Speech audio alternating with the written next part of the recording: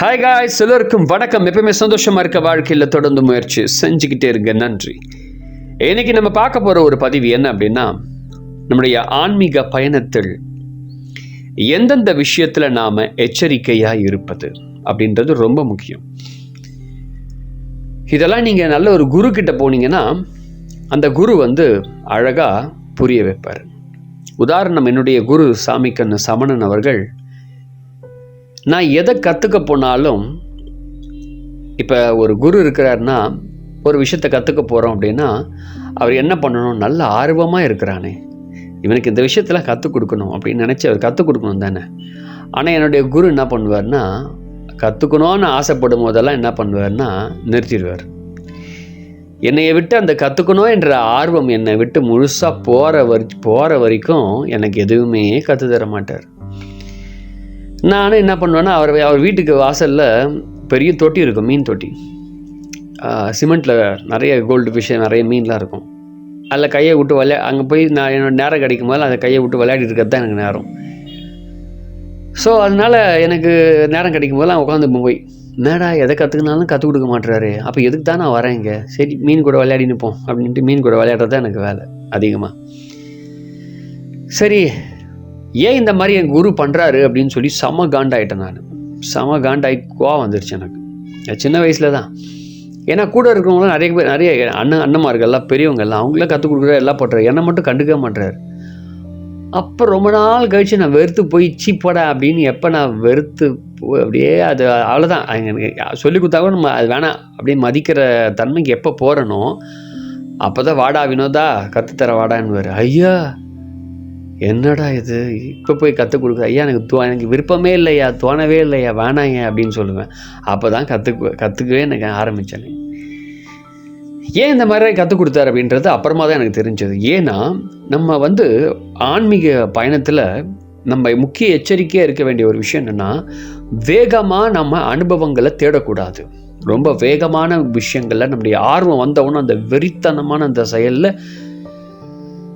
அனுபவத்தை நோக்கி ஓடக்கூடாது அப்படின்றது என்னுடைய குரு எனக்கு கற்றுக் கொடுத்தாரு. முதல் விஷயம், உதாரணம், நான் ஆரம்ப கட்டத்தில் இந்த உலகத்தில் யாரெல்லாம் ஆன்மீகத்திற்கு வராங்களோ அவங்க எல்லாருமே அனுபவம் என்னவா இருக்குன்னா குண்டலினி. அது ஆன்மீக உலகத்தில் சுற்றி இருக்கவங்க நண்பர்கள், சுற்றி இருக்க பெரியவங்க என்ன சொல்லுவாங்கன்னா ஆச்சரியமாக இருக்கும். ஏய், உனக்கு இடுப்பில் அப்படியே பின்னாடி முதுகுத்தண்டில் அப்படியே சும்மா ஒரு பெரிய வெள்ளைக்கல்ல ஒரு பாம்பு பத்து நிற்கும்டா. அந்த பாம்பு ஜமாலுக்கு எழும்பிங்க அப்படியே தலை உச்சியில் போய் டங்குன்னு போய் அப்படியே நிற்கும். நான் உடனே நம்பிட்டேன், நிஜமாவே பாம்பு தான் உட்காந்து உள்ளக்குது போல நினச்சிக்கு நான் போகிற வரவங்க எல்லாருக்கிட்டையும் எங்கள் வீட்டில் இருக்கும் எல்லாருக்கிட்டையும் சொல்லுங்கிறேன். பாம்பு எங்கள் அம்மா பாம்பை பார்த்து போய்விடுவாங்க. என் முதுகு தண்டில் ஒரு பாம்பு இருக்குமா, உள்ளே பத்துனுக்குது, இறக்கி விட்டுனா அவ்வளோதான் அப்படின்னு நான் எங்களுக்கு இது காட்டுன்னுவாங்க. அது உள்ளக்குதை எழுப்பணும், அதை நான் எழுப்பதுக்கு ப்ராக்டிஸ் பண்ணிகிட்ருக்கேன் அப்படின்னு அவங்க சொல்லுவாங்க. 7 மணி வாய் வழியாக வெளியே வந்துட்டு போகுதுரா அப்படின்வாங்க எங்கள் அம்மா. சரி, இந்த மாதிரி விஷயத்தில் எல்லாரும் ஆன்மீக உலகத்தில் வந்த உடனே அந்த குண்டலினி எழுப்பணும்னு சொல்லி எங்கெங்கே கிளாஸுக்கு போவாங்க. அங்கே தான் நமக்கு பாதிப்பே ஏற்படுது. ஸோ முதல்ல இந்த விஷயத்தில் தயவுசெய்து எச்சரிக்கையாக இருங்க. இந்த குண்டலினி எழுப்பணும் அப்படின்னு சொல்லிட்டு அதை பண்ணி பண்ணாதீங்க. இந்த விஷயத்தை பண்ண உடனே எனக்கு சித்தி ஆகிடும், சித்தியை பெற்று வேண்டும், நான் இப்பொழுதே சித்தியாக பெற்றுடணும், இப்போவே சித்தி எனக்கு வந்துடணும் அப்படின்னு இந்த சித்திக்கெல்லாம் அடைஞ்சிடணும் அப்படின்னு நினச்சிட்டு நினைக்காதீங்க. கடவுளை பார்த்துருவேன், தெய்வத்தை பார்த்துடணும் அப்படின்னு அந்த மாதிரி ஒரு விஷயத்தில் இதெல்லாம் ஒரு விதமான ஆசை தான். இது எல்லாம் ஆசை தான், மாயை தான். ஸோ இந்த ஆசையை நீங்கள் மாற்றிக்கிட்டீங்க, இந்த ஆசையை மாறாமல் போயிடுச்சு அப்படின்னா இது என்ன ஆகும்னா உங்களுக்கு பாதிப்பை ஏற்படுத்தும். நல்லா புரிஞ்சுக்குங்க.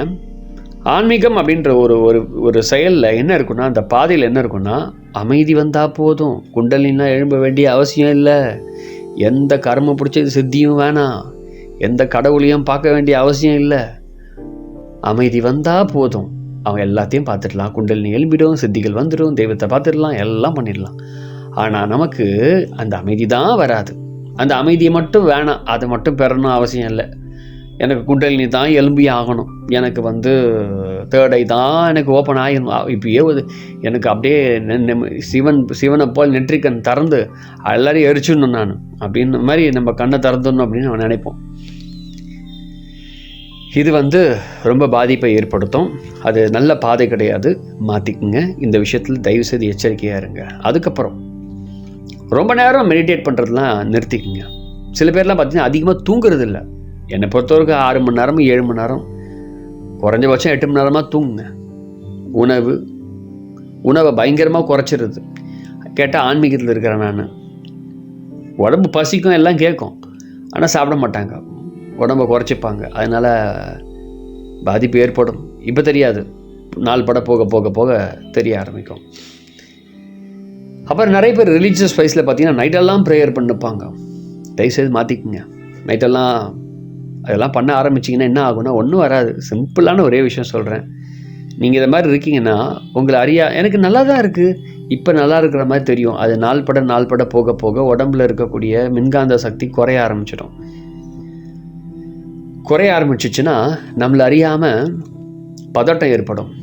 அதுக்கப்புறம் கொஞ்சம் கொஞ்சமாக பதட்டம் வர வர வர வர நம்ம உடம்புல வந்து பயம் வர ஆரம்பிச்சிடும், மனநிலை சீர்கேடு ஏற்பட ஆரம்பிச்சிடும்.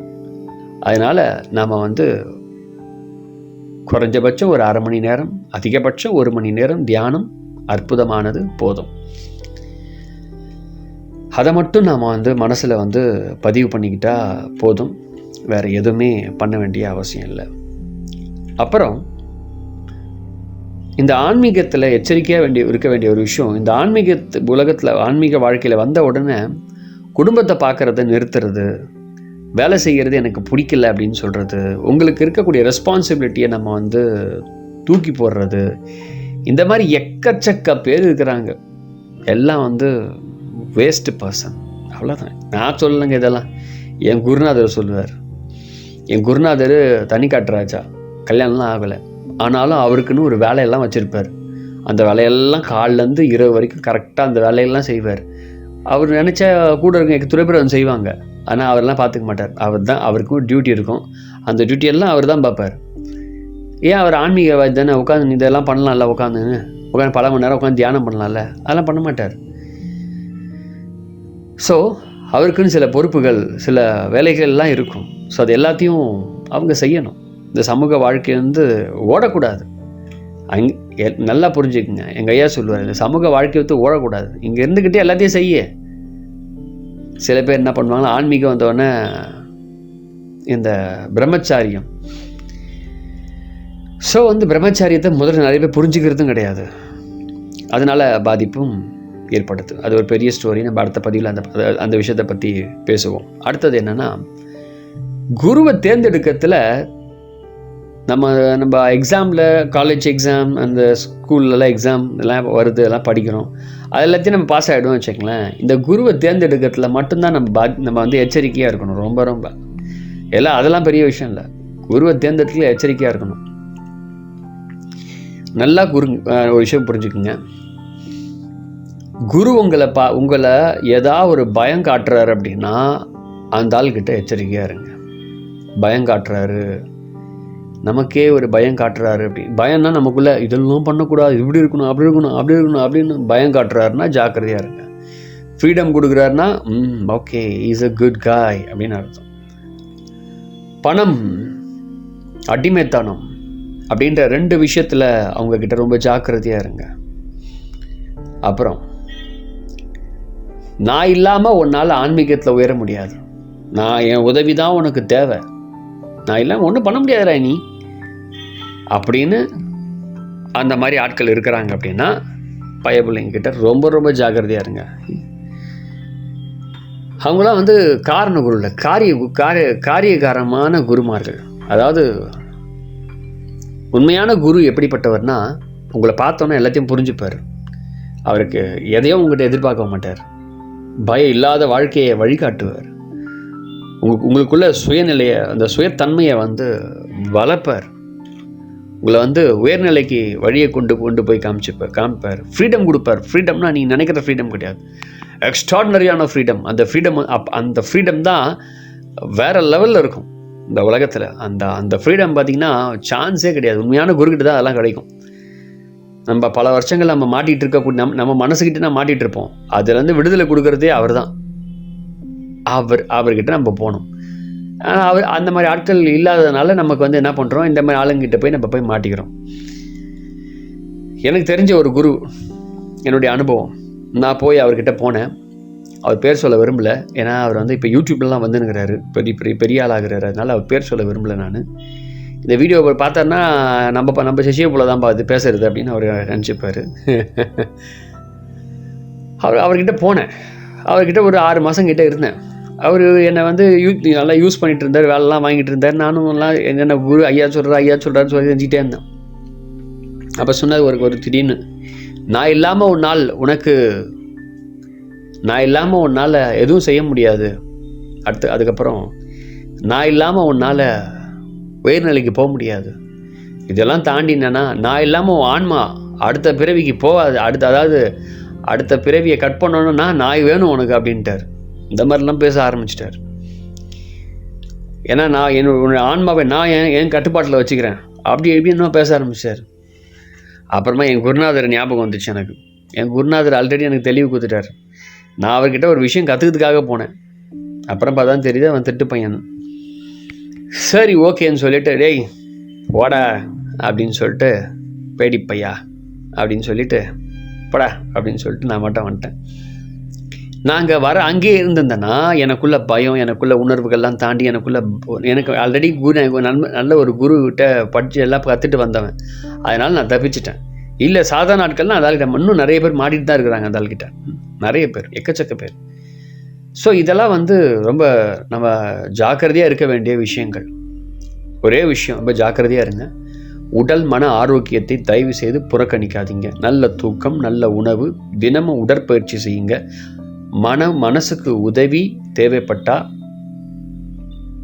தடுமாறாமல் தயவு செய்து அதுக்கான விஷயத்தை செய்ய ஆரம்பிங்க. பாதுகாப்பான விஷயங்கள் ஆன்மீகத்தில் நம்ம வந்து வளரணும். எப்பவுமே நினைவில் வச்சுக்கோங்க, ஆன்மீக வாழ்க்கை என்பது ஒரு ஏதோ விஷயத்தை தப்பிச்சு போகிறது கிடையாது.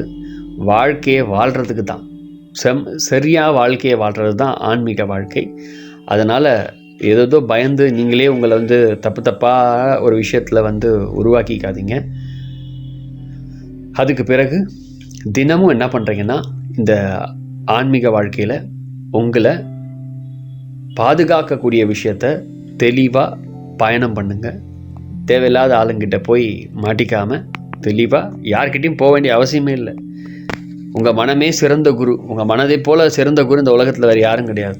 அதனால் தெளிவோடு பயணம் பண்ணுங்கள்.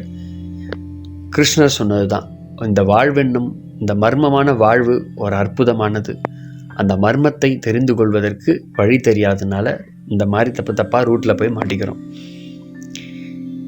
அதுக்கும் தெளிவாக கிருஷ்ணர் ஒரு பதில் சொல்கிறாரு. அந்த வாழ்வென்னும் மர்மத்தை தெரிஞ்சுக்கிறதுக்கு உன் மனம் போதும் அப்படின்றார். அப்போ அங்கே போகிறதுக்கான வழியை தெரிஞ்சுக்கணுன்னா நிறைய விஷயங்களை படிங்க, தெரிஞ்சுக்குங்க. நம்மளாம் படிக்காததுனால எதையும் தெரிஞ்சிக்காதனால நம்மளை சுற்றி இருக்கவங்கெல்லாம் கதையாக விட்டுனுப்பான். ஸோ அதனால் தெளிவை நோக்கி பயணம் செய்யுங்கள். வாழ்வென்னும் மர்மத்தை அறிந்து கொள்ளுங்கள். மிக்க நன்றி. அடுத்த பதிவில் வேறு ஒரு தகவலோட பார்க்கலாம். மறக்காமல் வீடியோவை சப்ஸ்கிரைப் பண்ணுங்கள். அண்ட் நிறைய பேர் ஸ்பிரிச்சுவல் லைஃப்பில் வளர்கிறவங்களுக்கு இந்த வீடியோவை சமர்ப்பணம் எல்லாருக்கும் வீடியோவை ஷேர் பண்ணுங்கள் கூட. Thank you very much.